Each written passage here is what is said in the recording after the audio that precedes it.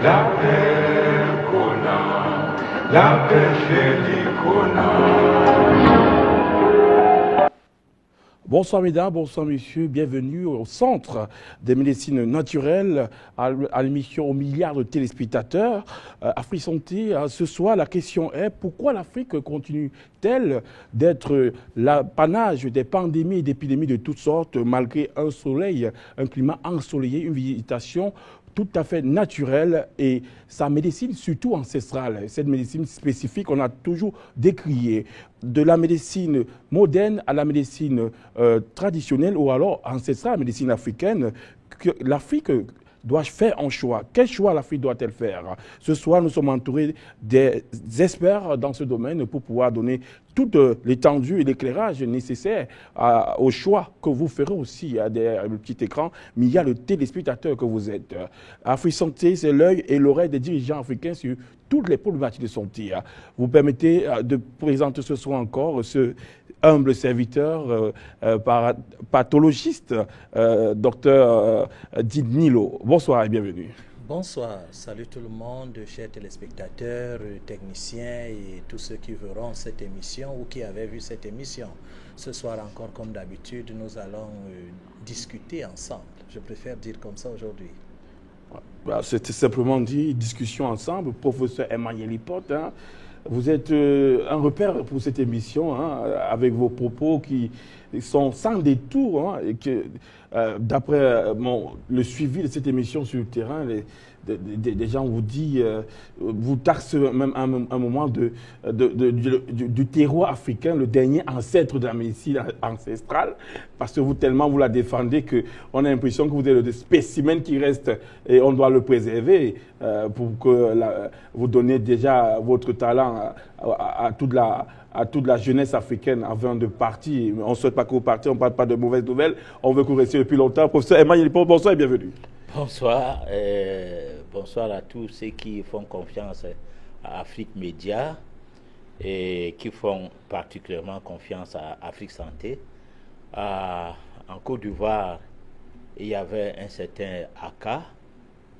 Bon, quelque part en Afrique centrale, je me démarque bien évidemment pour défendre la médecine de nos ancêtres, mais plus précisément la médecine naturelle, parce qu'en fait, la tradition est universelle et les coutumes sont, disons, communautaires et tout. Donc, on se bat pour que, universellement, qu'on reconnaisse la valeur de l'être humain et qu'on cesse de nous utiliser comme des machines en faisant des produits qui sortaient des appareils pour donner ça aux hommes qui, eux, ils ne sortaient pas des appareils. Voilà le débat et voilà notre leitmotiv. Voilà ce que nous défendons comme cause. Et comme ça, je crois que les gens vont comprendre avec le temps que nous sommes de ceux qui sont avec Dieu et non de ceux qui sont avec des outils ou bien avec le diable. Voilà. Merci, professeur Emmanuel Lipote. Docteur Faux Jean-Denis, vous êtes médecin naturopathe, chercheur, vous êtes inventeur de la dengolaise ou la dengothérapie. La dengothérapie, et vous avez atteint ce niveau qui vous permet de transmettre le savoir, car vous avez chaque année des étudiants qui sortent de QV, les QV de formation. Vous êtes responsable du centre de traitement du centre de médecine naturelle et alternative. Docteur Faux Jean-Denis, vous dirigez aussi le club biotechnologie dans l'université. L'étoffe de votre naturopathie est sans égal et sans limite. Alors, docteur Faux Jean-Denis, merci et bienvenue. Merci Ulrich, merci et bonsoir à tous les téléspectateurs qui nous regardent. Je suis heureux d'être encore une fois de plus sur le plateau d'Afrique Média pour apporter ma modeste contribution pour construire une médecine plus humaniste, plus pratique et plus efficace. Il est grand temps que nous puissions penser à ce que nos ancêtres nous ont laissé. Il est grand temps aussi que nous puissions embrasser le modernisme pour créer, pour inventer, pour innover l'univers médical. Je proposerai à l'homme d'aujourd'hui la dengothérapie. Merci, Dr Fou-Jean-Denis. Dr Tchassem Franki, un nouvel entrant, responsable du centre de médecine naturelle et alternative aussi. Il faut dire déjà que Afrique Santé produit plusieurs centres. Dr Tchassem Franki, bonsoir. La jeunesse active, la jeunesse africaine, bonsoir et bienvenue sur ce plateau. Bonsoir Ulrich et bonsoir à tous les milliards de téléspectateurs d'Afrique Média.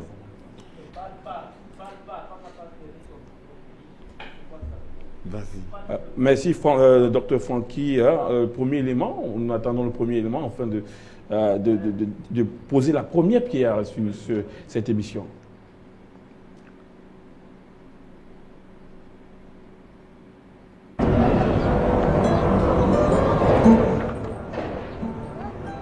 Nathan.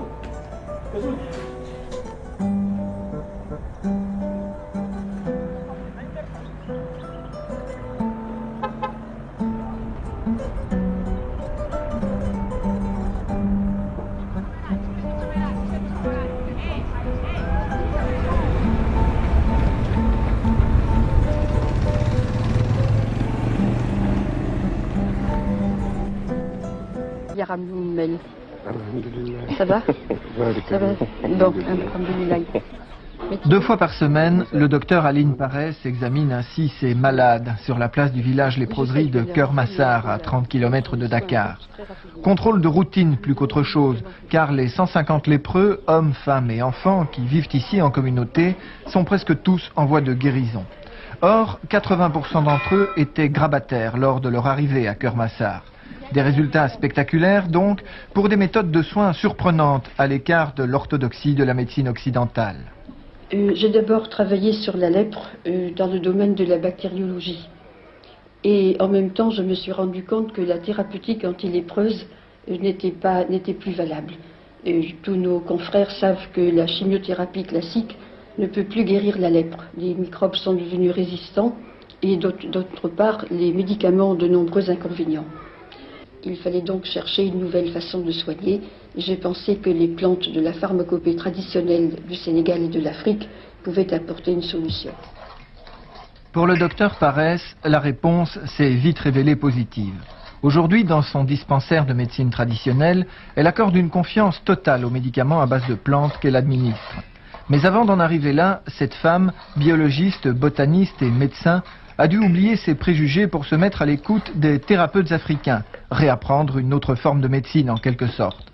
Et puis, il lui a fallu vérifier scientifiquement les propriétés curatives des plantes que connaissaient de façon empirique les 2 guérisseurs avec lesquels elle travaille aujourd'hui.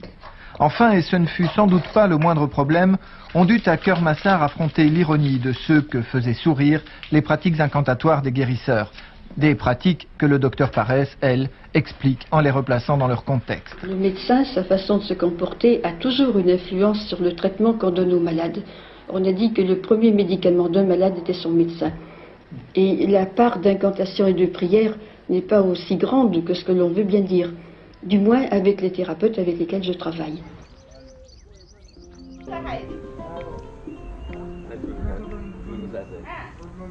L'hôpital a été le premier établissement du genre au Sénégal.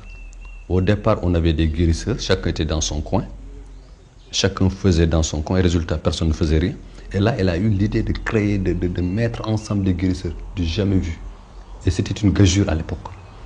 Des gens sont venus, des guérisseurs sont venus de contrées différentes et ont accepté de collaborer en toute franchise. Et chacun représente une région déterminée. Et donc avec son écosystème particulier, parce que les guérisseurs travaillent avec les plantes de leur zone, de leur écosystème d'origine. Et donc si vous voulez, c'est ainsi, on a pu brasser vraiment toutes les plantes de toute la pharmacopée sénégalaise, d'est en ouest, du nord au sud. En Afrique, on a les secrets. Le Sérère a ses secrets. Le Toucouleur a ses secrets. Le Socé, le Manding a ses secrets. Alors la réunion de tous ces trucs-là, ça fait un boom. D'accord. D'accord. Il y a 3 ans, le centre de soins de Keur-Massar s'était ouvert avec pour unique but le combat contre la lèpre. Aujourd'hui, les techniques mises en place, même rudimentaires, ont permis ici de structurer l'exercice de la médecine traditionnelle africaine. En même temps, cette organisation naissante a élargi la gamme des soins. La lèpre n'est plus la seule maladie soignée à Keur-Massar.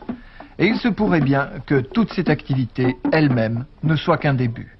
Disons qu'avec une symbiose des connaissances médicales européennes et de la médecine traditionnelle, on pourrait aller plus loin. Il faudrait surtout organiser l'exercice de la médecine traditionnelle. Elle ne donne pas tous ses fruits, parce que chaque guérisseur vit dans son village avec une petite clientèle. Or, certains sont tellement savants qu'il faudrait arriver à faire de grands hôpitaux traditionnels comme à Keur-Massar, de façon que le bien médical soit beaucoup plus étendu. Déjà, Keur-Massar traite plus de 2000 malades à travers tout le Sénégal. Mais il faudrait d'autres Keur-Massar et cela coûterait très cher. Or, l'aide internationale favorise la médecine classique. Et les grands laboratoires pharmaceutiques pourraient bien user de leur influence pour limiter l'expérience. Alors, cette tentative de créer une médecine spécifique au tiers-monde risque de rester sans lendemain. Ce serait dommage. Que la loi ne soit pas votée jusqu'à maintenant, alors qu'elle a été rédigée depuis 2000, depuis l'an 2000, donc 10 ans, montre vraiment l'étendue des luttes internes qui bloquent justement cette loi. Alors que certains pays, même les pays limitrophes comme le Mali, le Burkina, aujourd'hui, ont dépassé ce cadre. Que cette médecine ait survécu à travers tous ces âges, malgré toutes les contraintes, malgré tous les blocages, montre quelque part que les gens sont restés fidèles. Et ça, elle ne le doit qu'à ses résultats. Pour ça, Maïen Hipote, voilà une vidéo, un reportage quasi qui est parlant. À plus d'un titre, on a l'exemple de ces lèpres, qui est même une pandémie, un problème majeur de santé publique, la lèpre, dont la thérapie est fausse, puisque les résultats sont difficilement appréciables, vu qu'on a basé tout sur la polythérapie, les PCT, pour pouvoir s'en débarrasser, mais il y a résistance. Et voilà un médecin de col blanc qui s'est remis complètement en question, Aline Paresse, et qui a enlevé ça, balayé tous les préjugés qu'elle a entendus dans la médecine traditionnelle. Aujourd'hui, elle fait plus de résultats dans ce bourg du Sénégal. Ouais, bon, vous savez, on dit résistance, que les maladies ont une certaine résistance, ou bien que les microbes ou les virus ou quoi. Ça, c'est les termes pour expliquer l'échec sous une autre forme, des termes d'escroquerie. Parce que quand un escroc échoue, il a toujours quelque chose à dire. La médecine chimique est artificielle. De la mort n'existe pas la vie. Les cellules de l'être humain sont les cellules vivantes. Les molécules chimiques sont les molécules mortes. Ça ne peut pas réveiller les cellules ou les faire fonctionner normalement. C'est pour cette raison qu'à un moment donné, quand le corps en a marre, il y a rejet, parce qu'il n'y a d'abord pas la biodégradation de tout ce qu'on met dans le corps dans le cadre de cette médecine-là.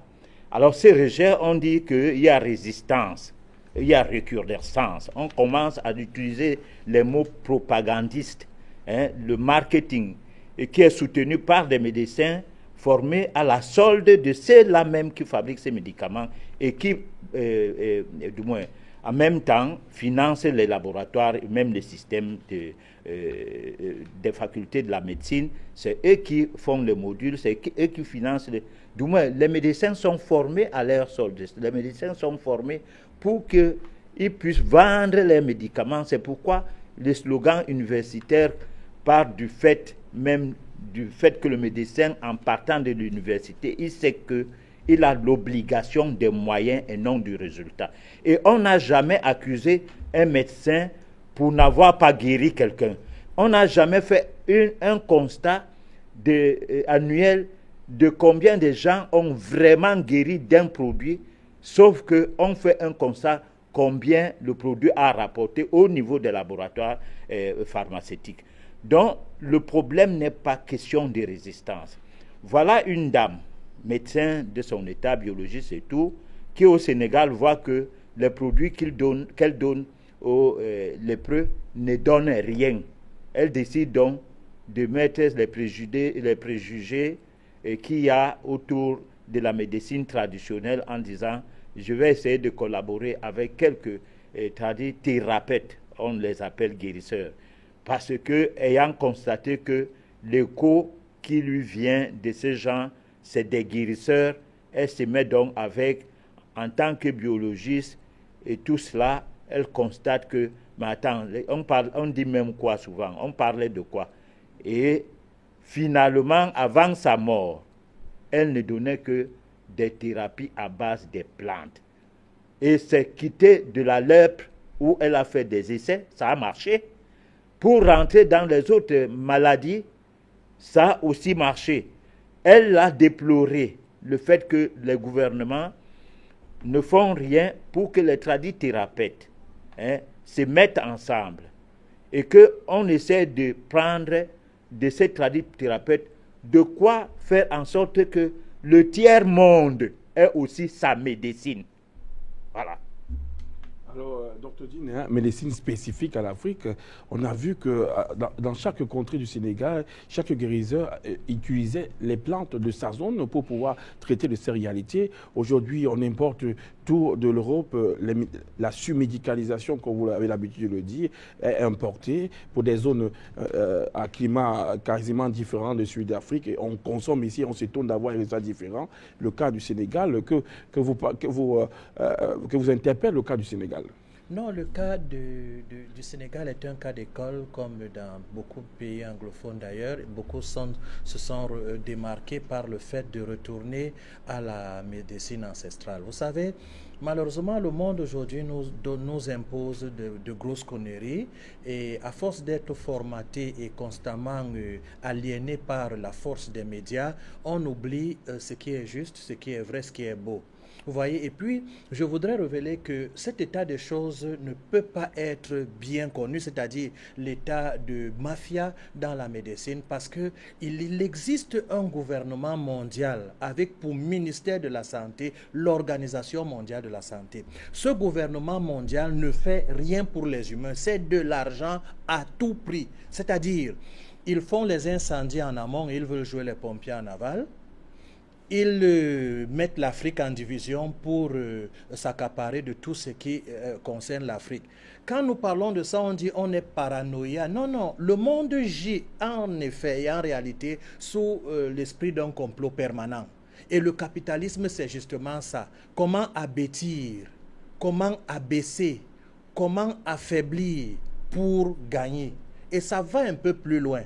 Mais malheureusement, en Afrique, on n'a jamais été indépendant. L'indépendance est le titre d'une... Bon, d'accord, on est indépendant, mais ça n'a qu'un sens. Je te vends la chèvre, je garde la corde. Sur ce point, soyons tous d'accord. Mais en réalité, est-ce qu'on est dépendant? Non, non, non, non. Lorsqu'on va s'accaparer d'une vraie indépendance, nous allons nous asseoir comme en Afrique en palabre pour voir comment gérer nos problèmes par nous-mêmes.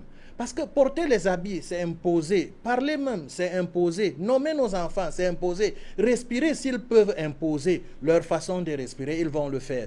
Et du coup, dans tous les secteurs de l'activité humaine, on trouve une grosse mafia. Les bombes idéologiques deviennent les bombes les plus acceptées et on se retrouve en train d'avoir une si belle planète devenir une jungle. On se retrouve dans une jungle où le plus rusé s'en sort.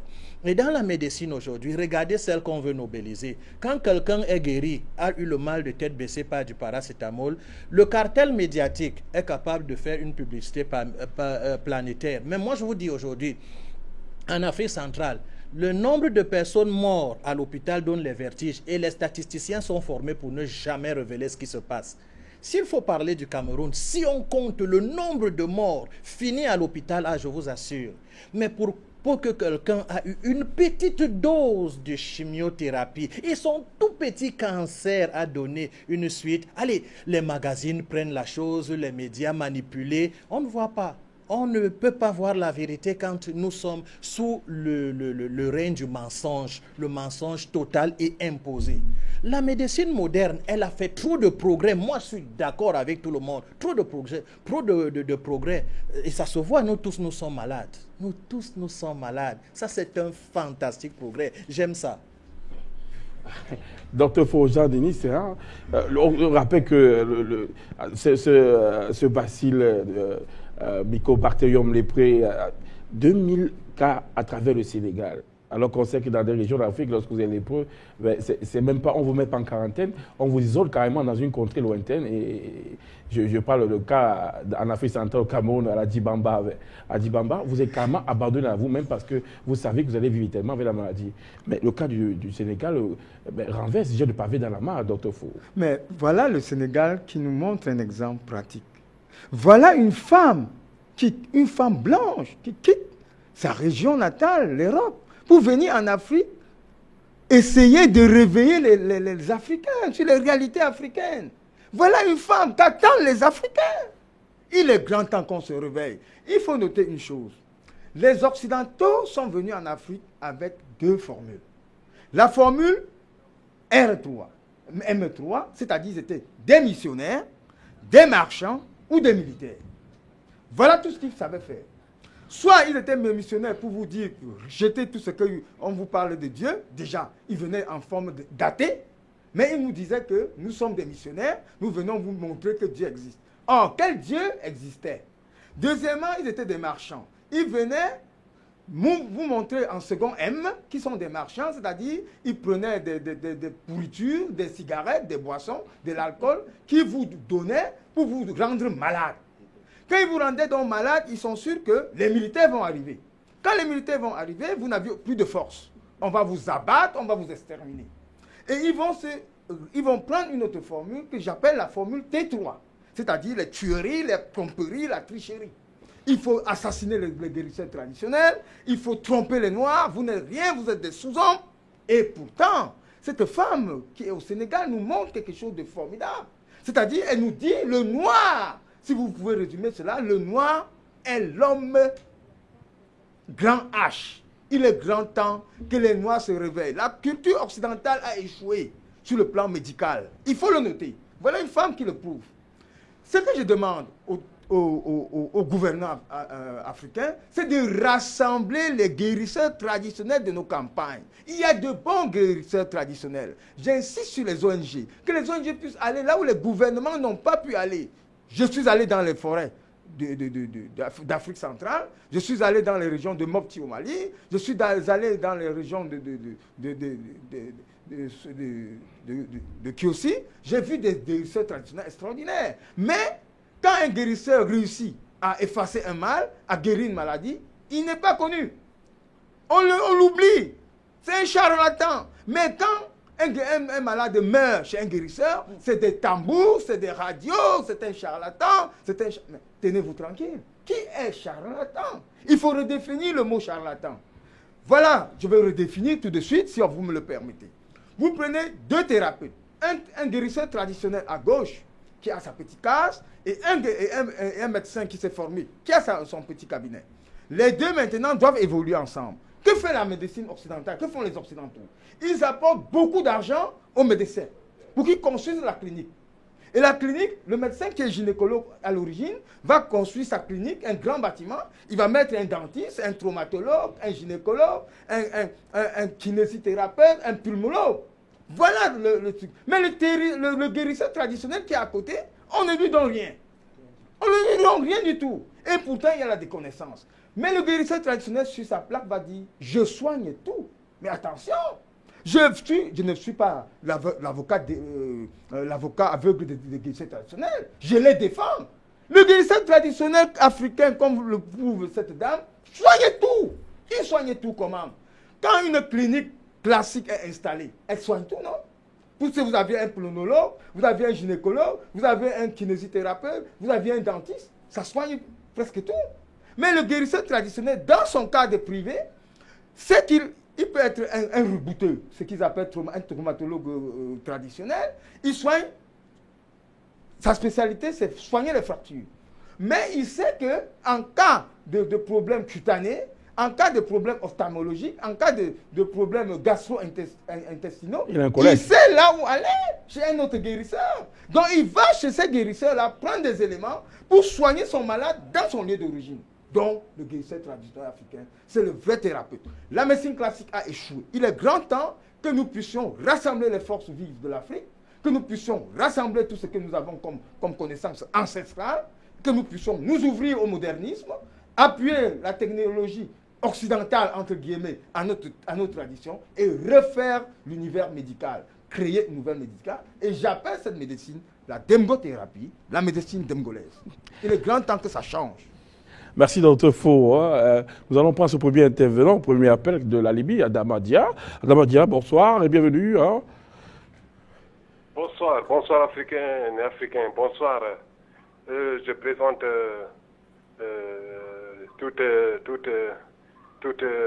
toute la réussite à l'équipe de Jim. Vous savez, avant de lier le bois au bois ou de lier le bois au fer, moi j'espère bien que nous devrons lier l'Africain à l'Afrique. Voilà, donc, Dr Jim,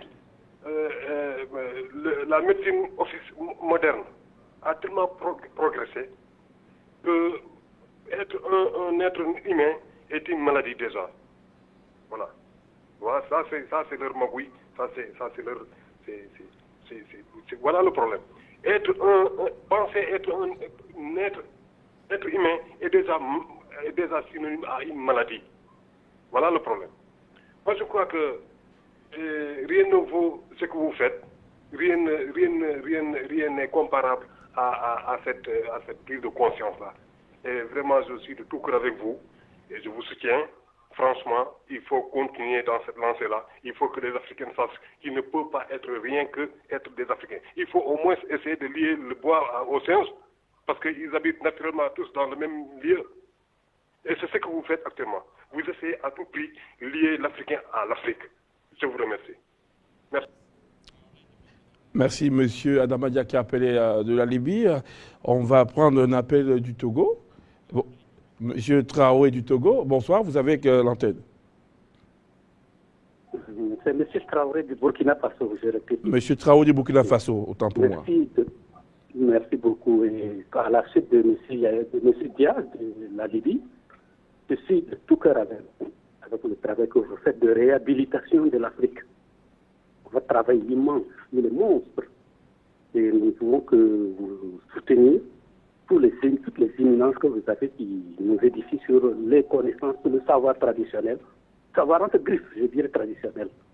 Parce que la tradition, c'est l'expérience la plus ancienne qui soit. Ça vaut plus que tous les laboratoires qui soient. Ok? Cela étant, je vais vous témoigner que la dame, mademoiselle Paresse, de cette expérience de Cœur Massar au Sénégal, cette dame a enseigné. Et je vous dis mon expérience, une fois je l'ai approchée pour obtenir un stage de vacances à l'Institut Pasteur. Vous savez ce qu'elle m'a dit? Elle dit, mon fils, on me tape autant l'épaule. Qu'est-ce que tu vas chercher à l'Institut Pasteur? Rapproche-toi des vieux, des savants. Vous avez le savoir, vous avez la connaissance. Vous imaginez ça. Voilà le témoin que je souhaitais vous apporter. Pas mon question. Je connais son hôpital parce que j'ai étudié au Sénégal et je sais ce qu'elle est. Elle a été combattue pendant des années. Elle est restée forte. Elle est restée elle-même. Elle a été combattue par les Noirs, les Africains, qui se disaient médecins au Sénégal, de la faculté mixte de médecine et d'odontologie de Dakar. Donc c'est le témoignage que je tenais à vous apporter. Vivement l'Africain revienne à l'Africain parce que tout ce que la médecine moderne, dite entre guillemets moderne, nous apporte, ce n'est que chimère. Je vous remercie beaucoup. Merci beaucoup de ce témoignage vibrant d'Aline Paresse qui défend, qui reconnaît à l'Afrique ce don d'érudit en matière de médecine. Nous prenons un autre appel. Pasteur Soa, qui nous appelle du Ghana. Pasteur Soa, merci. Ouais, bonsoir, que le Seigneur vous bénisse encore, c'est Pasteur Soa depuis le Ghana. Je vais intervenir encore sur ce sujet. Médecine ancestrale et médecine officielle que propose l'Afrique. Je dirais que les deux vont de pair, mais seulement il faudrait que les scientifiques ou souvent nos gouvernants sachent réellement que la médecine dite officielle ou traditionnelle est une médecine à prendre au sérieux. Pourquoi? C'est pourquoi nous voulons saluer ici le docteur biomédecin, docteur Diamana, également qui est aussi un grand médecin Dieu qui fait vraiment un travail avec qui Dieu fait vraiment des merveilles. Nous voulons également le saluer. Et surtout, Je voulais également m'adresser tout à l'heure à celui qui a intervenu avant que je ne prenne la parole. Je voulais également lui poser la question. Les questions, et je pense que ces questions pourraient être répondues par tous ceux qui sont sur le plateau. Je voulais dire ceci. Qu'est-ce qui fait aujourd'hui, bon, moi, un exemple, moi, Pasteur Soir, je suis au Ghana. Et au Ghana, la médecine traditionnelle travaille concomitamment avec la médecine classique. Maintenant, dans les pays francophones, quel est le problème?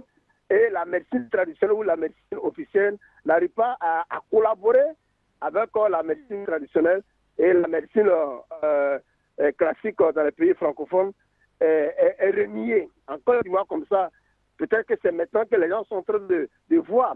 Mais au Ghana, la médecine traditionnelle, elle est recommandée et même on peut même faire des prescriptions et on peut même aller prendre. Ces médicaments sont même vendus dans les pharmacies aujourd'hui. Donc, quel est le problème qui fait qu'aujourd'hui, dans les pays francophones, la médecine traditionnelle est vue comme une médecine diabolique, comme l'homme le disait tout à l'heure, que c'est le charlatanisme, que c'est comme ça, c'est ceci.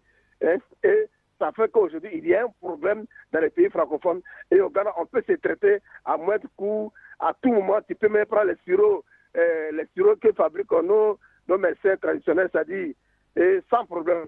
Donc, voici ma préoccupation. Je voulais également poser à nos chercheurs qui sont sur le plateau. Est-ce que c'est un problème politique ou c'est la France qui est la base qui nous fait subir cette souffrance? Voilà ma préoccupation. Merci. C'est passé ce soir depuis le Ghana. Merci à M. Soa qui a appelé depuis le Ghana, fidèle téléspectateur d'Afrique Santé. Docteur Tchassem, Francky, vous avez suivi attentivement cette question. Qu'est-ce qui fait que la médecine, c'est une médecine spécifique, comme ils appellent la médecine spécifique, la médecine du tiers-monde, médecine spécifique au tiers-monde, c'est une médecine ancestrale, si on veut valoriser comme ça, bloque aujourd'hui et n'arrive pas à s'imposer malgré les résultats. Bien sûr, Eric, de la question. Ce qui fait que la médecine traditionnelle ne parvient pas à s'imposer en Afrique de nos jours, il y a d'abord l'égoïsme de nos dirigeants. Parce qu'ils ne parviennent pas à accepter que ils ne parviennent pas à accepter que cette médecine peut faire mieux que ce qu'ils pensent. Ils ne parviennent pas à accepter que les Africains ont quelque chose dans la tête, que les ancêtres nous ont légué beaucoup de choses et qu'on peut transmettre, qu'on peut se baser de cela pour faire beaucoup de choses. Or, comme des firmes pharmaceutiques dirigent le monde ils dirigent le monde. Ils ont peur de perdre leur pourcentage sur des médicaments. Ils ont peur de perdre leur pourcentage sur des médicaments. C'est là qu'il y a un atout pour le gouvernement. Donc, merci, Dr Tchassem. Les peurs des pourcentages, donc ça veut dire que généralement, ces médecins, surtout chacun a un pourcentage sur les produits vendus, et ce qui bloque, qui empêche de sacrifier ces pourcentages au profit des guérisseurs, dont ils ne sont pas sûrs d'avoir le même intérêt. Oui, ils ne sont pas sûrs d'avoir le même intérêt. Et plus de cela, vous savez, dans un document, je voyais la médecine conventionnelle a pour intérêt de nous laisser à chaque moment ce traitement, des traitements de longue durée. Or, nous savons tous que la médecine conventionnelle a le pouvoir de remédier à la santé. Pouvoir de remédier à la santé veut encore dire soigner convenablement la maladie. Or, si on soigne convenablement la maladie, ça veut dire qu'il n'y a plus vente de médicaments. S'il n'y a plus vente de médicaments, ça veut dire que les industries pharmaceutiques ne peuvent plus vendre. Donc voilà le problème réel. Ils savent que, bon, en associant les deux médecines, on peut avoir un profit, mais on fait tout pour arrêter cela. Professeur Emmanuel Hippote, on parle de l'influence des films pharmaceutiques qui bloquent carrément, qui n'arrivent pas à circonscrire, qui n'arrivent pas à accepter, même venant de leurs biologistes de formation, que l'Afrique a beaucoup à apporter. Donc l'influence des films pharmaceutiques, il y a pour beaucoup de choses. Bon, comme le disait mon fils tout à l'heure, on comprend bien la difficulté des Africains de trouver une médecine qui leur est propre. D'abord, premièrement, le formatage des cerveaux des gouvernants pour avoir, pour la plupart, étudié à l'école coloniale et aujourd'hui des néocolons. Ça, il faut appeler le chien par son nom, même si cela dérange. Bon, le système francophone, la France étant le pays le plus qui produit des médicaments, le pays qui boit le plus de médicaments et le pays dont le médicament est remboursé avec la sécurité sociale, il faut trouver l'argent du médicament ailleurs.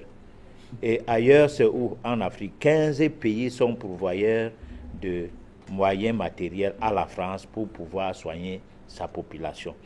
Et la France ne soit non plus sa population, escroque l'esprit, du moins, les prises en charge sont faites dans le sens de pérenniser un commerce qui permet à ce que les laboratoires pharmaceutiques puissent rapporter de l'argent, payer les impôts, financer les campagnes électorales des présidents de la République et récupérer par ricochet de l'argent à travers le ministère de la Santé sous la politique des nouveaux présidents de la République. On a vu le cas des vaccins imposés dernièrement qui font l'apanage des revendications ou des pétitions au niveau de la toile, donc d'Internet. Donc nous ne sommes plus les Africains d'hier qui ne voyaient pas comment, qui ne savaient pas comment le monde fonctionne. Bon, moi personnellement, j'ai commencé cette bataille, ça fait plus de 40 ans. Bon, si aujourd'hui on a un plateau pour mieux expliquer qu'il y a un problème, nous devons donc reconnaître que le problème vient de deux côtés. D'un côté, nous-mêmes, parce que ce n'est pas parce que quelqu'un t'a formaté que tu ne vas pas, que tu vas ignorer que avant que les médicaments ne viennent, tes grands-parents te purgeaient.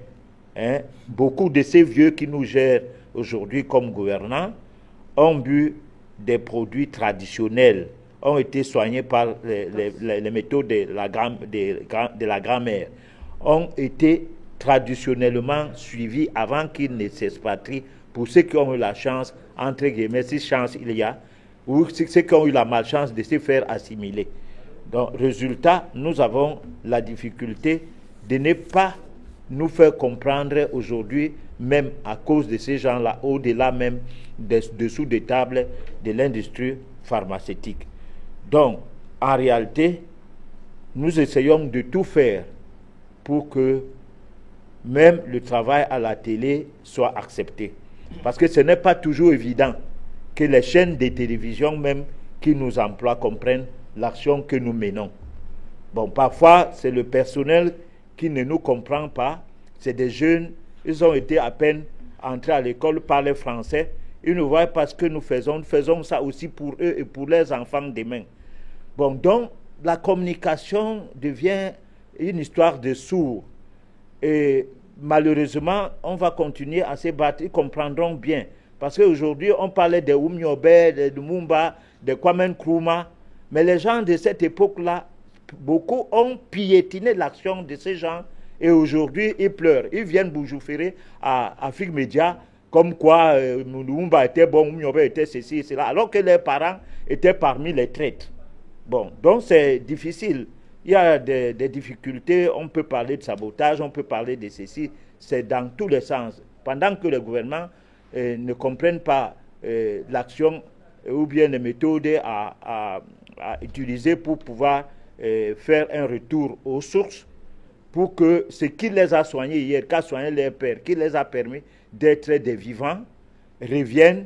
C'est la même chose que la nouvelle école nous a embrigadé les cerveaux, et une action portée sur la médecine traditionnelle ou naturelle est mal perçue par la jeunesse aussi. Mais professeur, vous voyez, après ce témoignage, l'un des éléments, il a fallu que Aline Paresse, biologiste chercheur, quitte son pays natal pour venir réunir les guérisseurs africains.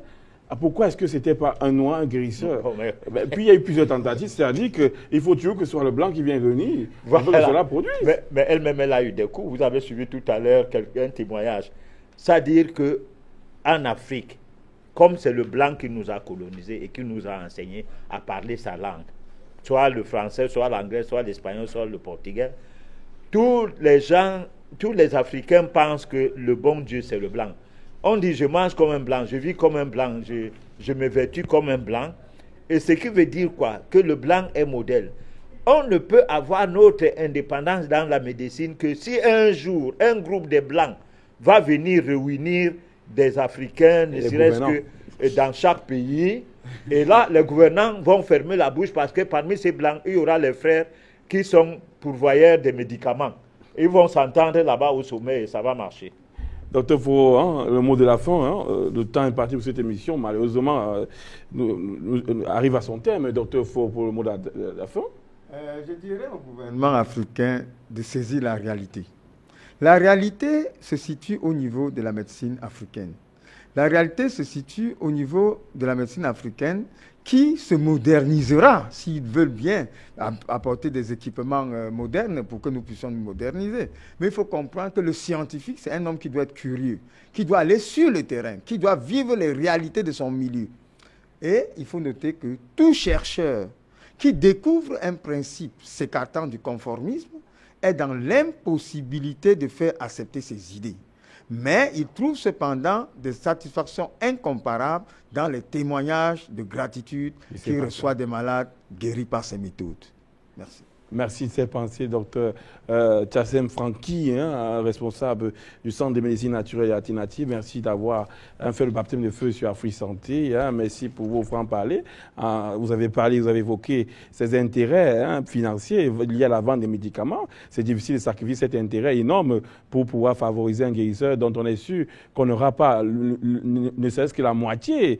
Ça, c'est compréhensible, cette intervention. Merci d'avoir donné de votre propos des franchises venant du cœur. Il fallait du courage pour ça. Merci, professeur Emmanuel Lipote, d'avoir auréolé, d'avoir donné l'histoire telle qu'elle est dite et telle qu'elle continue à se faire. Docteur Foro-Jean-Denis, merci pour votre coup de veuve, vos pensées africaines et ces témoignages de gratitude, car pour les médecins africains, ces naturopathes, la plus grande valeur réside dans la satisfaction de leurs patients, leur guérison. Merci aux milliards de téléspectateurs qui nous regardent, merci à la régie et merci encore à tous ceux qui soutiennent Afrique Santé de près de loin. Nous continuons avec Afrique Santé, jeudi prochain à la même heure. Portez-vous bien et nous faisons le reste. La paix,